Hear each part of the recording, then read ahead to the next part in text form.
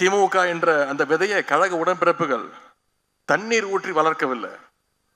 வியர்வை சிந்தி, ரத்தத்தை சிந்தி, தங்களுடைய உயிரையே உரமாக்கி வளர்த்த கழகம் திராவிட முன்னேற்ற கழகம். உடன்பிறப்புகளுடைய தியாகத்தினாலதான் நம்முடைய இயக்கம் இன்னைக்கு ஒரு ஆலமரமாக வளர்ந்து நிற்கின்றது.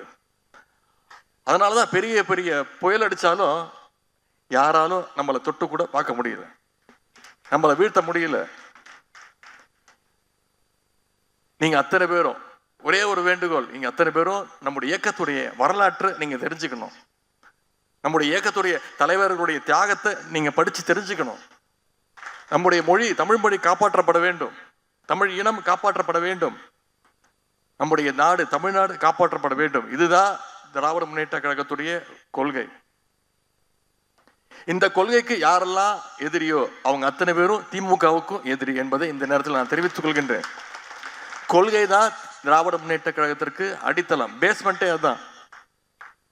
அந்த அடித்தளம் பேஸ்மெண்ட் பலமா இருந்தா அதுக்கு மேல கட்டுற கோட்டை நிச்சயமாக பலமாக இருக்கும்.